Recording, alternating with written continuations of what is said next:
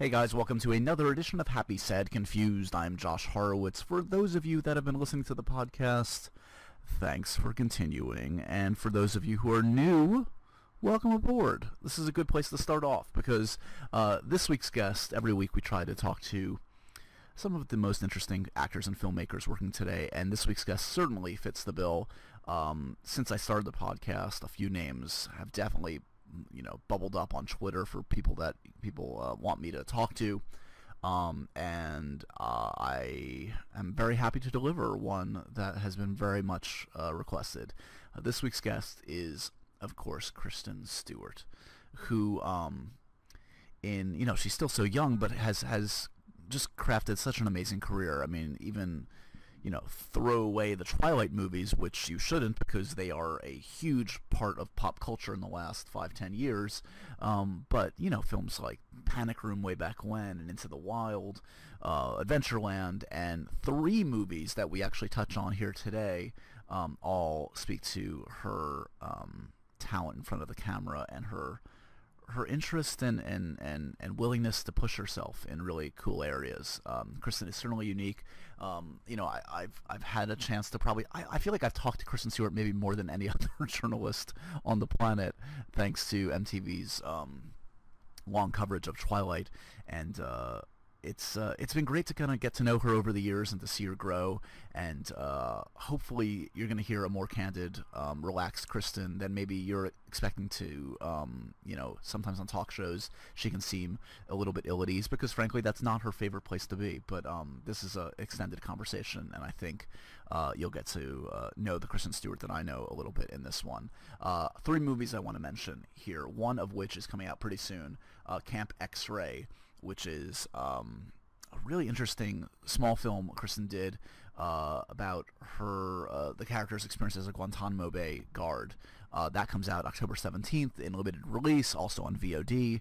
I also got a chance to see a movie called Still Alice, which you guys are going to hear a lot about, which opens up in December with Kristen and Julianne Moore as a woman with early onset Alzheimer's. Alec Baldwin's in it. It's a really heartbreaking movie, but a really well done one. And we also talk a little bit about The Clouds of Sils Maria, which has been kind of doing the festival circuit, in which Kristen is great in. She plays the personal assistant to a big movie star, played by Juliette Binoche. So it's kind of cool to see Kristen back in kind of like independent film, the independent film world she's definitely comfortable in. And just a treat to have her in my office to shoot the shit a little bit. I hope you guys enjoy this conversation. As always, hit me up on Twitter. Tell me what you think. Spread the word. My Twitter handle is Joshua Horowitz. And subscribe to us on iTunes, okay, guys? But without any further ado, here is the lovely Kristen Stewart. Are you taking me in my office? What are you It's spying? interesting. This is your office? This is my office. Oh, wow. What do you think? Does this reflect me that you imagined? It's cute. It's funny, yeah. I'm in the lion's lair. Wow. That's my nickname around Hollywood, the Lion. The lion? Yeah. Dude. Among other things. It's funny. Yeah, it's good. Do you have an office? Do you have like I do have an office in my house, yeah. What's in it? Lots of keepsakes. Lots of framed photos, like gifts from movies and stuff. Do you make a point at this point now for each film to keep a memento, or does it just kind of happen naturally where like you have something that just kind of emerges? It happens pretty naturally. Yeah. Sometimes I get to the end of something and I go, I don't have anything, and then I make it a point to grab something. Yeah. So I mean, obviously, I know your parents obviously were and are in the industry, and I would think that given what they do and what they did, do you feel like that affected kind of like your attitude on sets? Like, do you have a greater appreciation of like the crew and sort of like everyone's role on a set? Yeah, I mean, my first step into the business was solely because I idolized my parents and thought it was so cool that they went to work and came home with so many stories and like lived such rich lives that, not everyone's parents can say that they like love their job the way that my parents did. And I was always so curious about what they did when they went off for 18 hours a day, or when my mom went to Thailand for 3 months and then came back for 6. It was like, something that I wanted to be a part of. And so, I think also I would have done anything, I feel like a crew member on movies. Like I hate that separation that sometimes is like forced upon, people are intimidated and think that there's this dividing line between like, the actors and the director and the producers and then the crew. I try to abolish that immediately. As soon as I get on a set, it's like, no man, we're all doing this very much together. Yeah. That must piss you off when you see, I'm sure there are experiences when there's an actor or whatever, we're not going to name names, but like when they're like holier than thou and think that they're It's different. just awful. It just makes for a nobody wants to be around that. Nobody's going to feel proud and happy at the end of a day to think that we all contributed and did something cool and learned and blah blah blah. It just is like, it's a bummer. I've been lucky though. I haven't really worked with assholes. A couple, but can't even remember. Yeah. So what was do any of the visits to any of those sets of your parents strike a significant chord growing up? Was it one in particular that jumps out at you? My mom worked with a director named Brian Levant for a number of years, who did like kids a lot movies. of kids movies. Yeah, and so I was like, it was so I was an extra in the Flintstones. Right. There was just one day where I was like, this is so cool, and he was like, go put on a tunic, and I was like, yes. I don't know, like Christmas movies. I remember, I think she did Jack Frost. That was really fun seeing like a fake snow set. Yeah. So, well, tell me this. So, like the first, so you had a bunch under your belt already, even by the time you did Panic Room, right? But was Panic Room something like the first one where you were like a key enough member where you're doing press for the movie and you're kind of like a part of kind of the talent, quote unquote, that is helping promote it? Yeah, I did one movie before Panic Room, and so my first taste of having to do interviews about movies was on that, and even then, like it started there. I was so scared. I just took it too seriously. I remember I did this interview in a surf shop in the valley, like down the street from my house, because like a friend owned it, right. And I walked in and they were setting up like chairs and cameras and microphones, and like I was 11 or 12 once the movie finally came out and we like started doing stuff for it. I was like baffled by my responsibility to sell and talk about this personal experience. Did my job. Yeah, yeah, it still kind of baffles me, but like it. So it was what about the actual experience? Because I know you've talked obviously over the years a lot about Panic Room, but it strikes me like Fincher is not the typical experience for any actor. I just saw Gone Girl, which is amazing. I don't know if I haven't seen it yet. It's so good.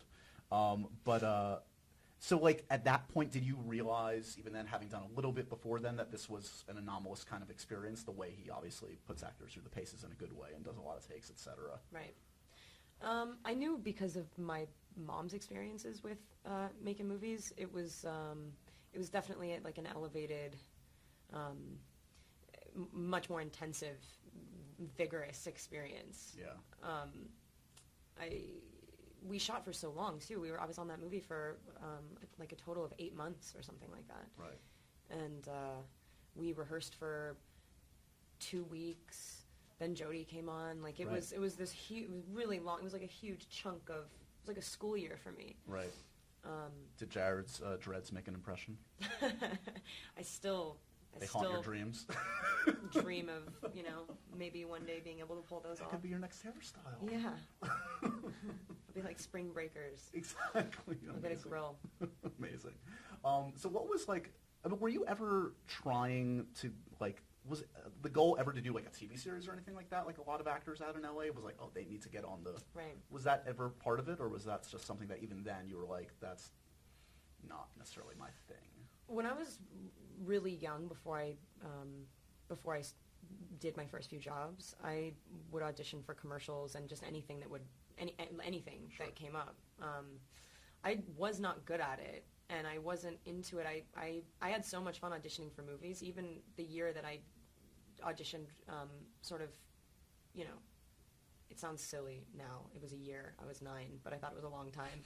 But like, to no avail. I had so much fun just sitting with directors in rooms and auditioning scenes. Yeah. And I absolutely hated going in for anything that wasn't you know, like creatively Yeah. infused with this energy. It was just like, it was so obvious. Even when I was little, it was like... It was the early BS detector was already kind Yeah, I of was coming like, in. I really want to do a TV series. But I would have if I was younger, you know, before. I just got lucky. I just started doing features really young, and so that's where I stayed. So what happens or happened, like, when that kind of thing clicks in your brain for yourself or another actor in the scene? Like, do you like scream out, "Oh, that fucking just didn't feel real"? Like, are you like... Yeah, constantly. There are typically at the end of a movie, like at every rap party, there is a montage cut together for people to watch and laugh at of me just going, "No, fuck, that was wrong, no, liar." Yeah, I can't go forward, and you know, a lot of times, like I'll have directors say, like, just hold it, it's fine. I liked it. You know, maybe you lost it for a second, but there was a chance to find it again. And if you keep cutting yourself off, like, you know, just don't be self-conscious about it. Probably, yeah. And so I was like, I'm trying to get better at going forward with things that aren't working, but typically it's better to not leave that bad taste in your mouth and feel silly. You never want it to be like, you know, you're treading on something that you know, there's an honor to it. And I feel like if you mess it up, it's like, let's like forget that. Yeah. And, start again. So is there then an impulse or a push or a pull then to like push yourself way, way, way out of your comfort zone and something crazy? You know, say like tomorrow to do like the Judd Apatow comedy that no one would necessarily predict for you. I would love to do something like that. I would jump in head first. Yeah. I would just, you know, it's about like finding the right people. It's about being comfortable and like, you know, I just did a movie with Drake Doremus. Yeah. And I like absolutely love him as a filmmaker. His approach is like really coincides with mine, but also like I've had so many people say, we're gonna have a genuine experience. You know, there's no expectation here. There's no pressure. Whatever we wind up doing is what the movie is supposed to be. This is us. Right. We're gonna put ourselves up there. That is it. No one ever really follows through with that. There's always expectation. There's always that line or some beat or this emotional thing or like, you know, he really likes to have an experience and then figure out what that is sort of like afterwards and you know, so just impulse shapes the movie. And so what I'm saying is like that's it. I would love to do a comedy if it was like that also felt, because I would feel so much pressure. Yeah, I would just be like, oh, I'm not funny. I don't know how to. It would have to just be like, no, don't even fucking think like that. Just do it. Like, so I'd have to be with someone really good. So did the Drake one, was there a script for that? Like, what does it look like? Is there like an outline or a script? Because I know, he does have an He worked off a script for the first time. Okay. Typically he uses an outline, but yeah, I mean, the script was sort of, you read it once to know what you're doing, and then the script sort of informed like what we were supposed to do, but never what we were supposed to say. You know what I mean? It's like... And you shot that where, like Singapore? Where were you this summer? What was going on? We were in Tokyo mainly, and then basically it was like a month in Japan and a month in Singapore. It's going to be amazing. It was incredible. It was like... I mean, it was like we were on vacation the entire time because we bounced around. We were like on Awaji Island, and we went to drove through Kyoto, and like I had never been anywhere but Tokyo, and it's like it's one of my favorite places in the world. I love Japan. I love the lifestyle. I love the people. I've never encountered anyone that I had a strange, uncomfortable, disrespectful thing with. They just really know how to live. They've got it all figured out there. Breaking news: Kristen Stewart moves moving to Tokyo. Our loss is happening. Can I visit? I've never been. It sounds lovely. Oh, you would really like it. It's so fascinating. That was my first brush of Asia recently, and that was intense. But Tokyo sounds totally different. So different, yeah. It's like a city of the future. Singapore is for sure. Is it? Yeah. I mean, I think it's only like 50 years old, and it's basically malls and skyscrapers that look like it's from Equals, like from the movie. Like it literally is. It's a futuristic city. Amazing. Yeah, my movie saturated mind. I just imagine walking into Blade Runner. I'm Blade Runner. Oh, Totally. So we were talking about kind of like that, search for authenticity on a set. Like, does it also apply to kind of the actors that you've always kind of gravitated towards, whether as a fan or want to work with? Definitely. Like, I mean, like the Sean Penns, and you got to work with De Niro for a second on that film. Is that safe to say? Absolutely. I have a lot of respect for people that can, create characters that are entirely different to them. I just feel like it's a little psychotic and a little not real. It's cool. It's just not it's not my favorite. My favorite thing is not to watch someone think of something, package it, and then deliver it to you perfectly. I want to see you like surprise yourself, and I want to see someone scared and so I think people like that are usually a little bit more willing to do that. So what are the actors that you've seen up close that actually work opposite that, where what goes through your brain? You're like, that's what, the technique is kind of what I aspire to, what their bravery, etc. Julianne Moore, absolutely. Yeah. Yeah, and Juliette Binoche. Even though they are really different, their styles are, their approaches are entirely different. Had you met Julianne way back when you worked with Bart? Because that was yeah. Catch That Kid, right? That was Bart's film. Yeah, love Bart. I love that family. It was so cool to work with her. It was like, I've been really lucky. The women that have played my mothers in movies I've just worked with insane, incredible people. Truly, but with her, like she was. I want her to be my mom. I love my mom, but I would like to have two. Like it was so easy. It was like breathing. It was And let's talk a little bit about Sils Maria, which is great too, and I love your role in that one. And I can only imagine the fun you had with that kind of role. And Juliet, it makes you have to think of it. I know that one scene is just like. There's some lines in there that just feel so like it must have just rattled something in your brain, like where this could just come out of my mouth anyway. I was giddy saying the lines. Yeah. It was like it was tailored to me, but it wasn't. I mean, he wrote the script, didn't have me in mind at all. That was hilarious, and it was so interesting to talk about on set too. Like, it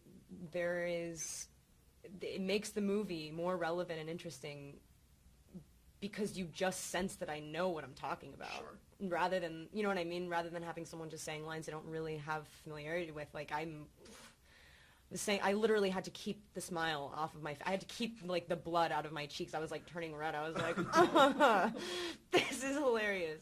It's also awesome because it captures what must be a very unique, strange kind of relationship between, actor and personal assistant, etc. Where it must in some cases blur the line between friendship, but you're paying that person too. You're in their employ. Yeah.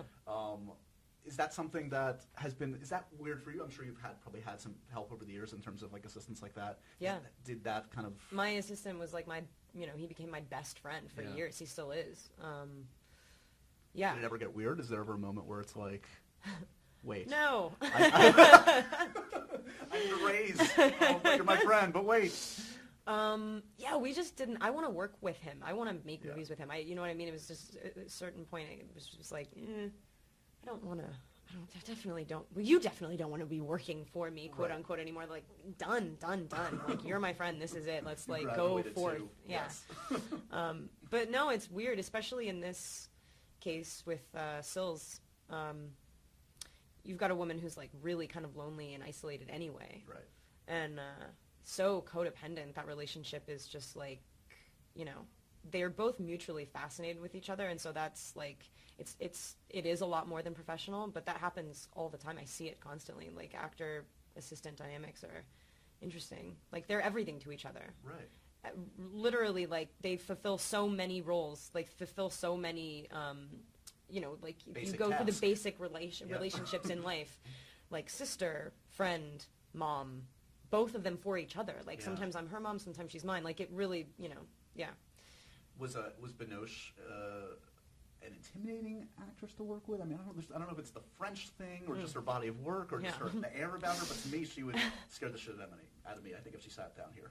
I mean, she would also like bewitch you because she's incredible. She's everything you fantasize about. Like, you're like, so she must be really heady and like eccentric and kind of kooky and intimidating, and sits there with like her cigarette and her coffee in the morning, and is just like everything you would expect that like iconic French actress to be, because she's so smart, like, and expresses herself in a way that is so not American. Like, it's like so lofty. and she reveals you to you. Like, it's like she pulls you right out of whatever. She cuts through. Yeah, instantly. Everyone is just like, boom, boom. Like, heart is just like on the table, and it's a serious Scary. like power. Yeah, she's a powerful woman. Do you keep that kind of that cliched? This is one of those cliched interviewer questions. I don't know why I'm asking it, but like that cliched kind of list of other actors that you're dying to work with, or not? I don't know. I mean, yeah, I'm sure that if we thought about it, that there's a ton of them. I want to work with him again. I love Michael Shannon. Yeah, amazing, right? He's so rad. Talk about a presence when he walks in the room. I know. Even physically, he's so huge. Yeah. I don't know. So these 3 films, because there was a break that wasn't, I don't think it was planned necessarily. Did these all come kind of relatively in quick succession? I know X-Ray was the first one, right, after a bit of a break. Yeah. X-Ray I had read, and then we started making it. And the other projects I think I had read Still Alice ages ago, and it's just some of these movies take some time to put together. And did you shoot that one here in New York? Yes, first time. I've never really shot a whole movie here. I was going to say, I can't recall you being here for a significant period of time like that. It was great. I really loved it. So what do we have to do to get you to move here?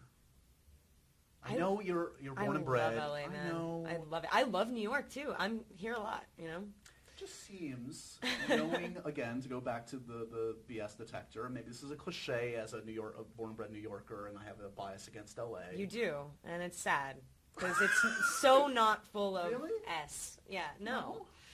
It's rad. Honestly, like, it has a bad rap, and I think that, like, most people that don't like LA, at least within our industry, it's because they go for work, or they go knowing certain people. Like, you think everyone is in the business there. It's so not the case. Like, you grow up, you go to high school there. Most people that you know have nothing to do with the movie industry or the music, anything. You know what I mean? They're just like normal people living in Los Angeles that are not fake, weird, Jamba Juice drinking. I'm clearly hanging out in the wrong circles. Yeah, exactly. I don't know.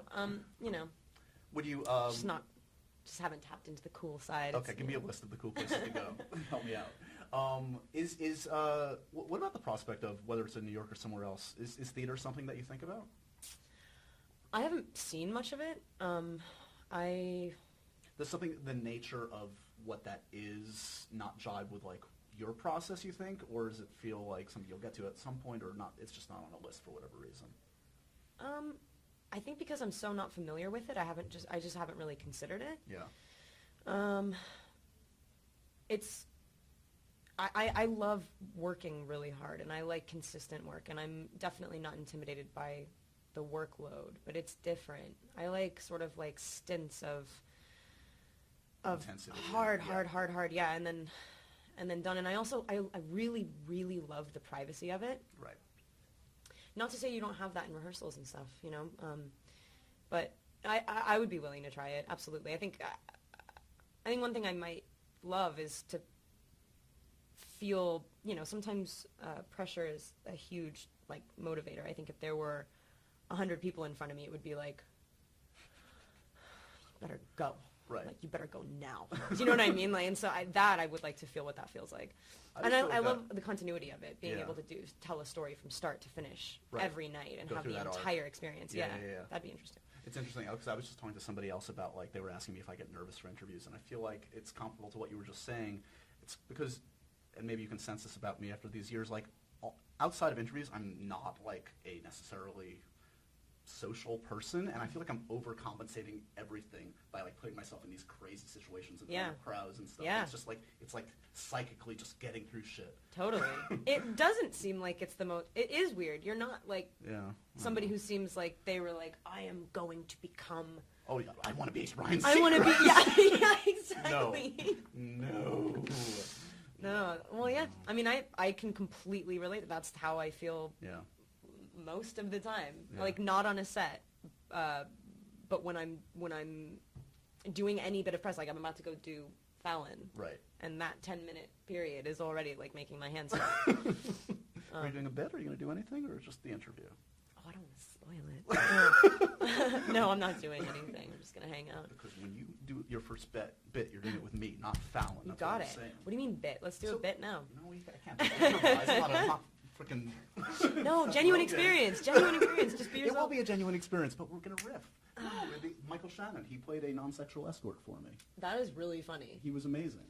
And scary all at the same time. Are you... Emma Stone blew me away when she went on Fallon and did that lip syncing thing. Yes. I've watched like pretty much all of them now on YouTube. I bow to her. There's nothing. She is complete.